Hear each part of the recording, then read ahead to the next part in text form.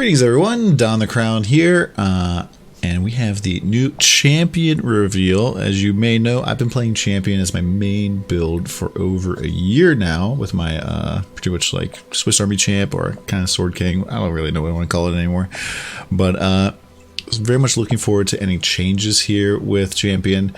Doesn't necessarily look like there's too much that they've changed. I see that First to Strike and Inspirational are both highlighted here, so let's take a peek and see what they got here. So First to Strike, Last to Fall, which is this node right here. Your hits permanently intimidate enemies that are on full life. Same thing. Gain adrenaline for 20 seconds when you reach low life if you do not have adrenaline. Okay. Recover 25% of maximum life when you gain adrenaline.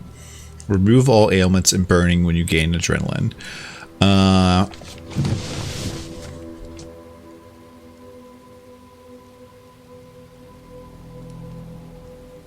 Interesting.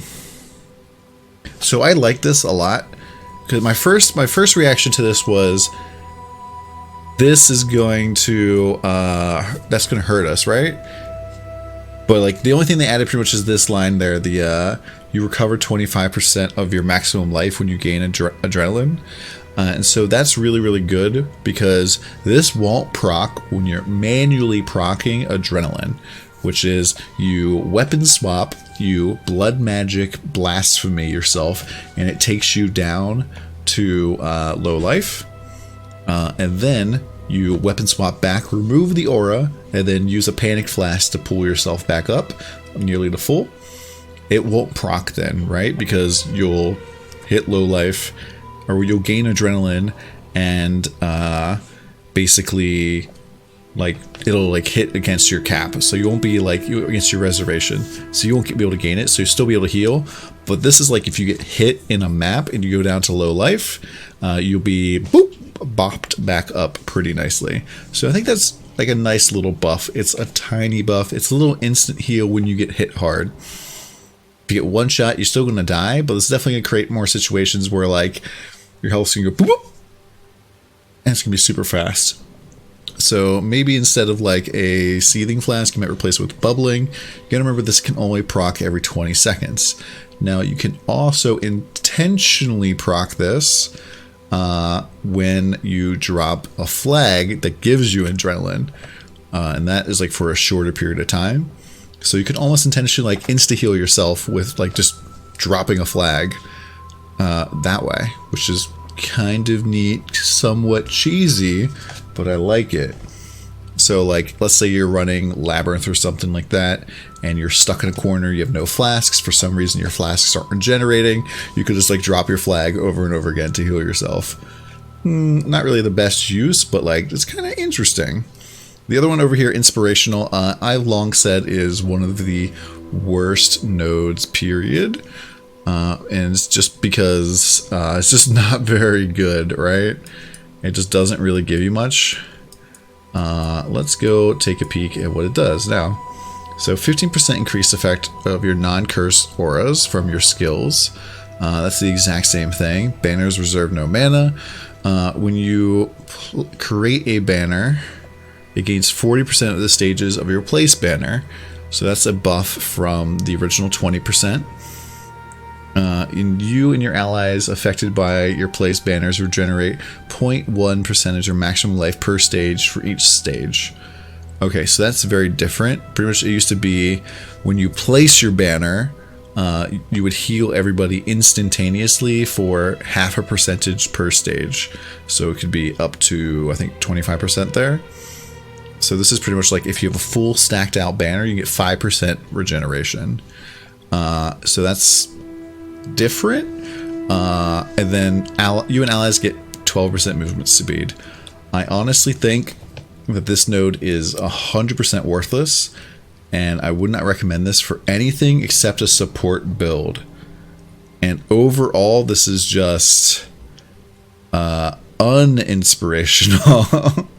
Because it's basically just 15% curse effect, 10%, like a 10% reservation for free, and this like picking up and dropping of banners. Like, okay, you drop a banner and you had 50 stacks, and so now you're going to pick it back up, so you're going to get 20 stacks again, That's like not really all that big of a deal. Generally, you're only like picking up your banner, like like putting your banner down for the boss, and then like maybe picking it back up for the ad phase, and then maybe dropping it again. But like maybe Ull is the only boss I ever do this on. So that create a banner line doesn't really do anything for you. You and your allies' regeneration, that's kind of nice. 5% is decent, don't get me wrong. However, it's not worth doing ascendancy point for. And the 12% movement speed doesn't really fit in with playing a melee build. There are very few melee builds that actually walk almost at all. And this is part of why Vine Snare is really terrible, because you can't easily get rid of it. And so there's honestly very, very, very few reasons to get inspirational. So I think this is like very similar to Gladiator, where they didn't touch it up. Honestly, if Worthy Foe, if they, like, I was kind of expecting them to change Worthy Foe. Like, it's obviously very, very strong. The enemies taunted by you cannot evade attacks, which means you cannot miss, which means that your crits will always crit. If you don't understand what that means, basically when you are attacking something, first it's like, okay, did you roll to hit? And then if you hit, it rolls to crit, and that's like your crit chance there.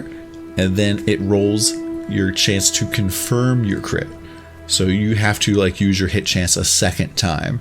So if your hit chance is like not 100%, you can roll a crit, but then not actually crit, you just get a normal hit. And that's why if you're looking at like POB, you see like effective crit chance, even when you don't have Diamond Flask active. If you turn Diamond Flask off, you don't have hits, your crits are lucky, you'll notice that if you don't have 100% chance to hit, that your effective critical strike chance is lower than your critical strike chance. And that is why. So I expected them to specifically go after Worthy Foe here and change it, because according to GGG, they're changing accuracy, and this like 20% increased damage enemies take is like relatively like 20% more damage. And compared to like things like Zerker and Slayer and even Chieftain, like that's not really all that much anymore. Chieftain gets this and gets covered in ash. It's a whole bunch of other, like covered in ash basically, and then it gets percentage strength. And so if accuracy is actually not an issue anymore, this node is really, really bad. Getting fortify all the time as a melee build is also really, really bad. I expected number 6 to get fixed. Like, I kind of joked around, I was like, man, it would be really nice if instead of you always have fortify, it was like 50% increased or 100% increased effective fortify, because always having fortify when they're going to be adding a more multiplier to the fortify support is really silly. Like, why would you not use fortify now in a melee build? It just doesn't make sense. Unless the multiplier is worse than 39% at level 20, then okay.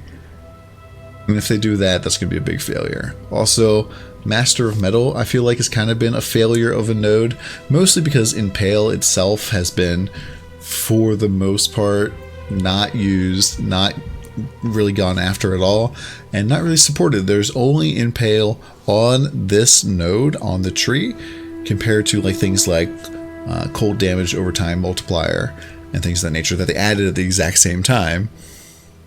And so it really kind of feels like they kind of started this archetype of the champion, fizz, Impale, fortify character, but it's not really well rounded out.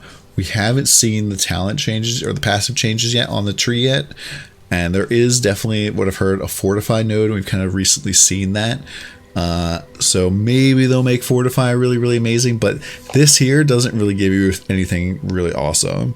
Once again, for like melee builds, like you're going to want to take Conqueror Worthy Foe. It's really, really nice for leveling. Feels so good once you slap Worthy Foe in your build. You pretty much like stop missing. Things take a ton of damage.